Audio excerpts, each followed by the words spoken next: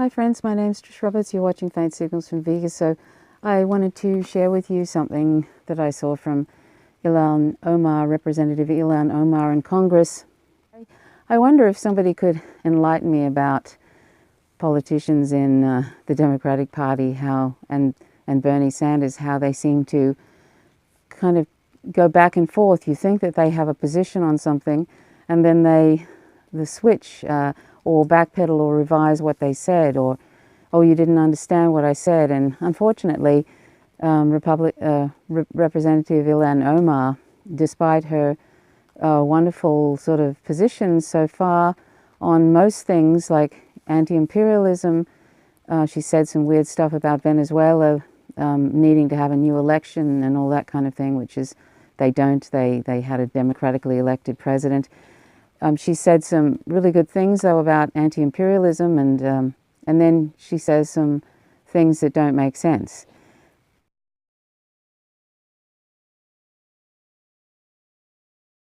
Now, I'm sure that Representative Omar knows that she is contradicting herself.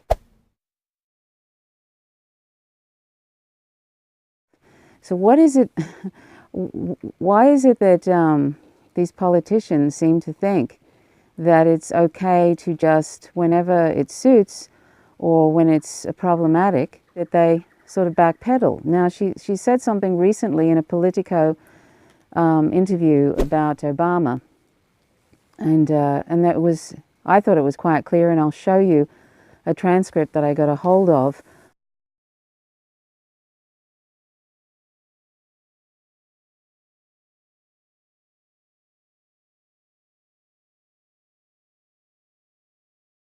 Of what she said. Now, she's claiming that she wasn't dumping on Obama. She wasn't, criticizing Obama. And she said on Twitter that she's a fan, and a fan of Obama. She used those words, a fan of Obama.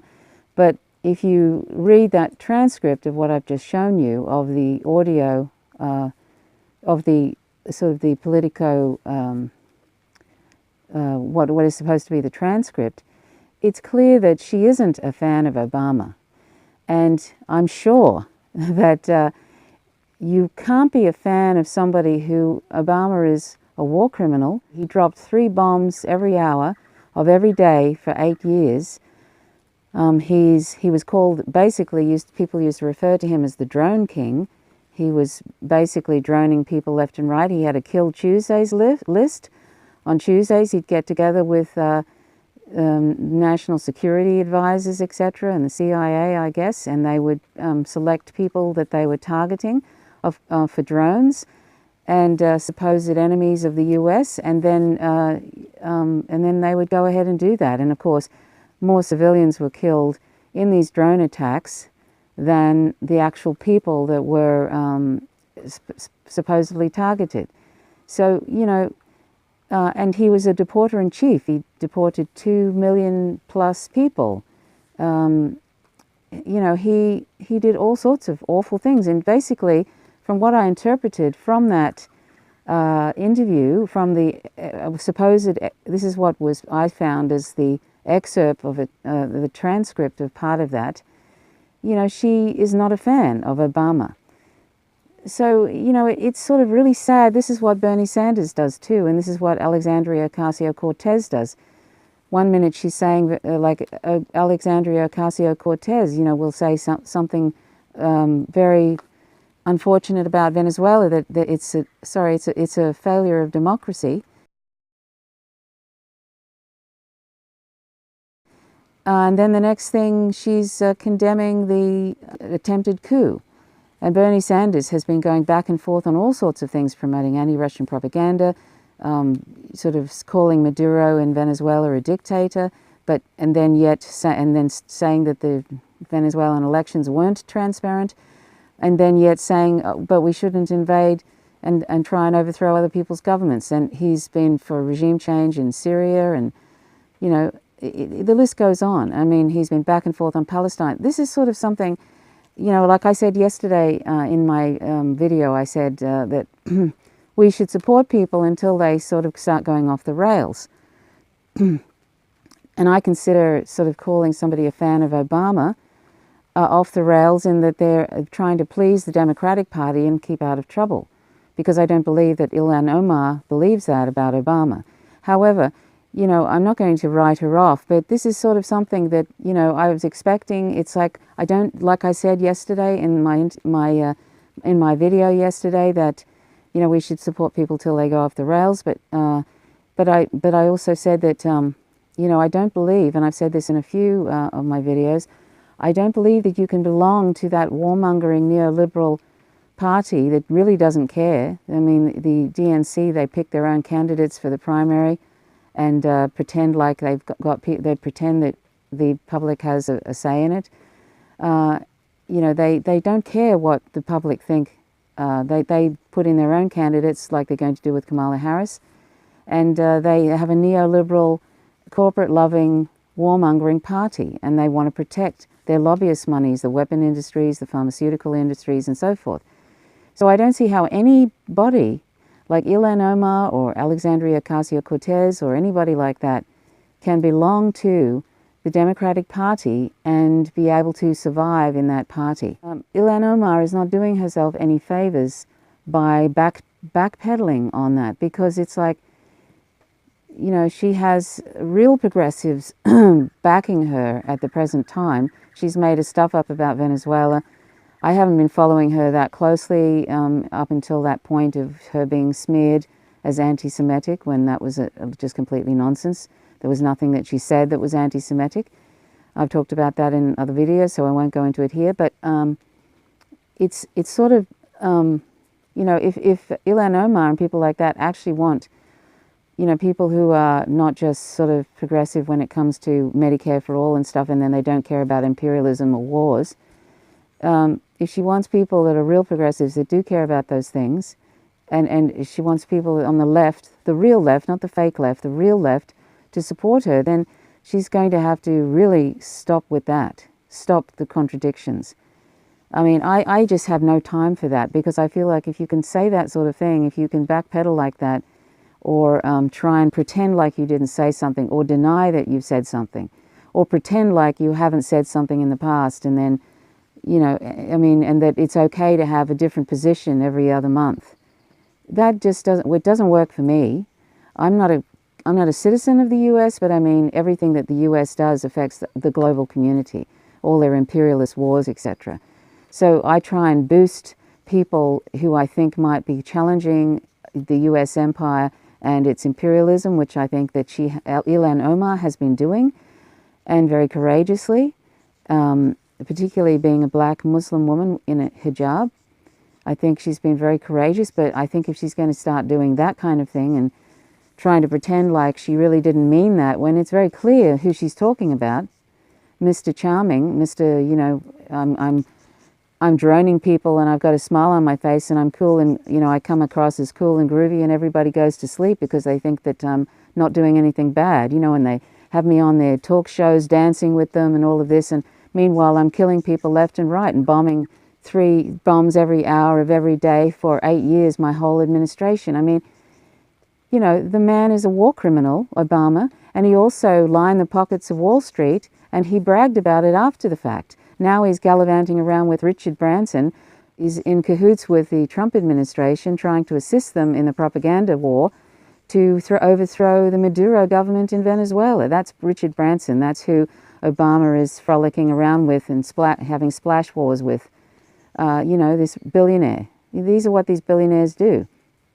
He can see an opportunity for oil, for Branson, for his Virgin Airlines and all of that in Venezuela, and he thinks he's going to help with that, you know, with this live Venezuela aid thing, which is it's just all part of the propaganda about Venezuela, and needing humanitarian aid from an imperialist empire like the US, when Venezuela has been getting aid from Europe and from Russia. All of this sort of thing. So, and the economic sanctions, Branson doesn't talk about the economic sanctions that are crippling Venezuela, they're an act of war. Anyway, but this is the Obama. Obama is buddies with Richard Branson, and so he's just a war criminal that comes across. He's He's the kind of the cool and the sort of presidential candidate that's the sort of presidential candidate that the Democrats like to put forward because it fools the public. I actually was fooled. I thought I didn't know much about US politics at the time, and I thought that, you know, I actually had tears in my eyes when Obama was elected. That's how clueless I was, right? That was the first, you know, in 2008.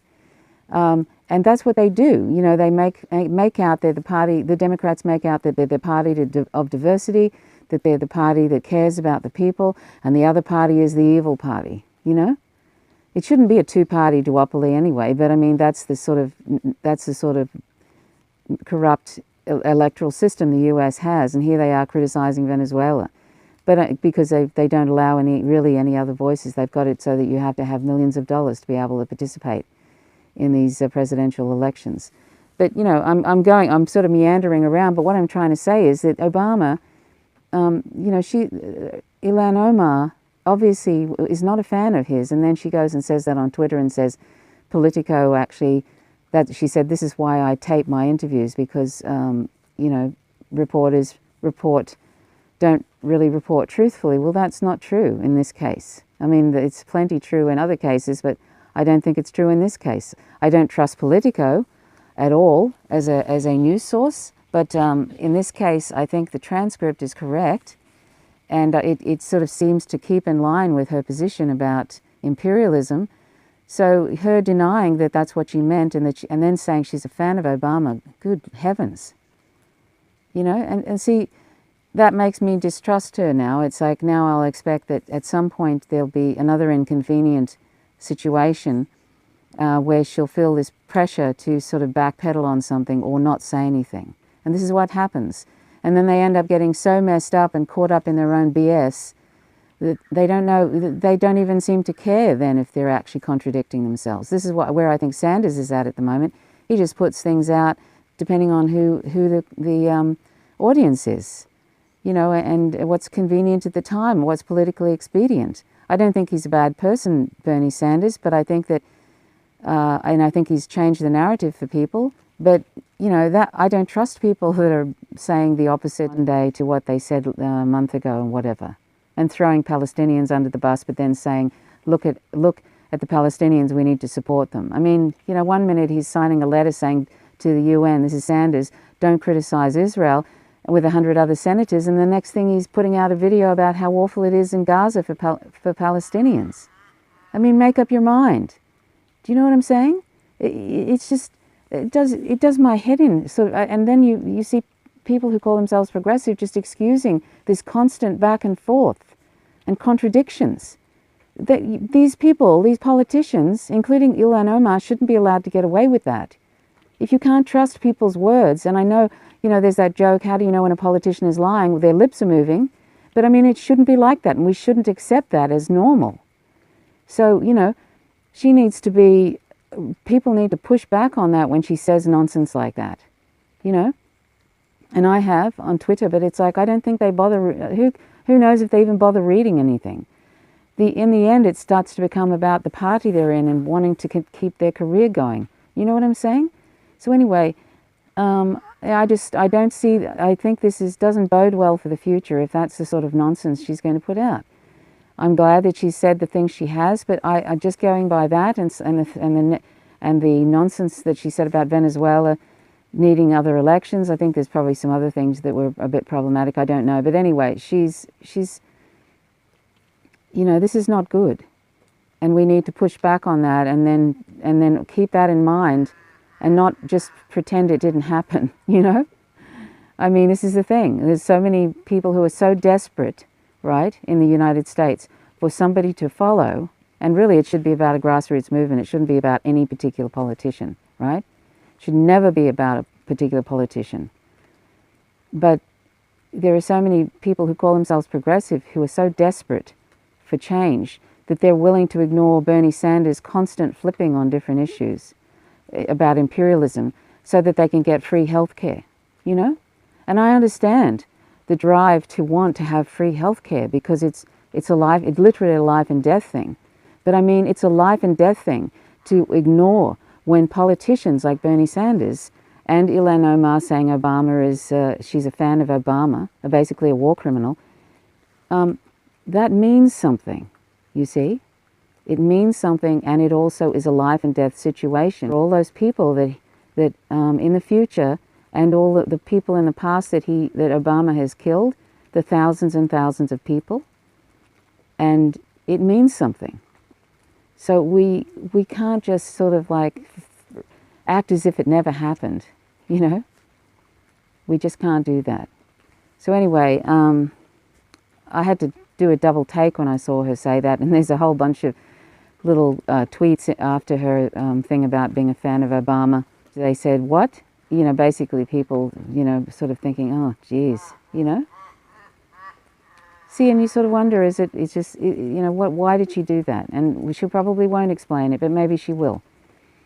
Anyway, before I go, the last thing I wanted to say is please check out that essay by Chris Hedges about Saudi Arabia getting nuclear secrets from the Trump administration. And basically, they were lining up this big deal with Saudi Arabia, $50 billion or something, before Trump even got in.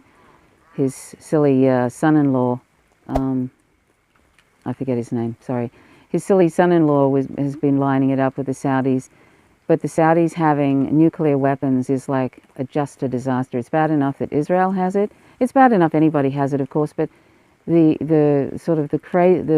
complete erraticness of Saudi Arabia, the brutal monarchy they have there, and what I find most ironic about this is that this is probably the worst time in probably U.S. history between the relationship between Saudi Arabia, their ally, whom has helped them destabilize the Middle East with Wahhabism and all that sort of thing.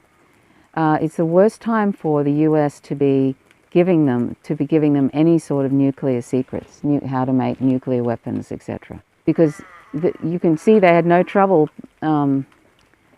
participating in taking down the World Trade Centers and killing thousands of people. They had no trouble doing that for a certain purpose, and they've been vilifying. The U.S. has been vilifying both sides. Mohammed bin Salman, who's he's a brutal, erratic person. I mean, the others were. He is. You know, has no trouble just basically imprisoning these princes, you know, putting princes in prison or knocking them off because he wanted to challenge and run the country. He's basically, he's a scary fellow, and they've actually been vilifying him in recent months because of Jamal Khashoggi, the journalist, because of his murder, which was apparently ordered by Mohammed bin Salman. So they've got a very kind of a tenuous, at present, relationship with Mohammed bin Salman. And here they are, here's the Trump administration giving secrets to Saudi Arabia so that they can set up a nuclear weapons program eventually and enrich uranium, which they could just decide to bomb Iran, you know, and and kill us all, basically. I mean, there'll be all sorts of repercussions from that. But, you know, the U.S. wants Iran gone. Trump wants Iran gone because he's got Sheldon Adelson as a donor, and Sheldon Adelson wants to see the end of Iran. And Democrats and Republicans in the U.S. have constantly vilified Iran because they've never forgiven Iran for rejecting their dictator, the Shah. You know, when in 1953, I think it was, the U.S. overthrew Mossadegh, a democratically elected leader in Iran, and then they installed the Shah, you know, in their usual way when they've done dozens and dozens of coups, overthrowing democratically elected governments. That's the U.S. empire for you. And they put in the Shah, and then the Iranians got rid of the Shah, and the U.S. has never forgiven them for that. And so this is yet another, they've been ongoing trying to overthrow Iran and do all sorts of things, and now they've thrown out the Iran nuclear deal, even though the Iranians want to stay in it. They are absolutely Iran is in the crosshairs and they want to invade. So they're probably going to help get Saudi Arabia to do it for them in the most awful way. Probably with limited, and Iran will probably fire back. It'll be a bloodbath for a lot of people. And this is what the Trump administration is doing. You know, so to sell these nuclear secrets and to set them up with nuclear weapons, a weapons program like that, is a sort of an insanity for the US because of the relations, the poor relations they have with him right now. It's the worst time to be doing that. It's never a good time to be doing that with that crazy monarchy there, right? Power-mad monarchy that beheads people in the street, in the public square. It's never a good time to do that with them, with Saudi Arabia. And now they're doing it at the worst time when they have poor relations. So, I mean, wow, you've just got to say, I mean, it's just a race to the bottom, isn't it? Do you know what I mean? It's just a race to the bottom, and we'll all be threatened by it when Saudi Arabia has nuclear weapons. That will be, you know, it's bad enough the United States and all these other countries, the United States in particular, because they're desperate to use them, particularly the limited range ones. Anyway, that's I wanted to show you an excerpt from Chris Hedges' essay, and please check it out.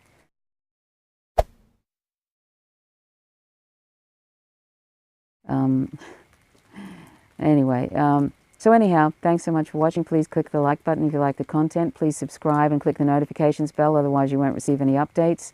And please leave comments. I always enjoy your comments. Thank you so much for watching. My name's Trish Roberts. You're watching Faint Signals from Vega. Till next time, bye for now.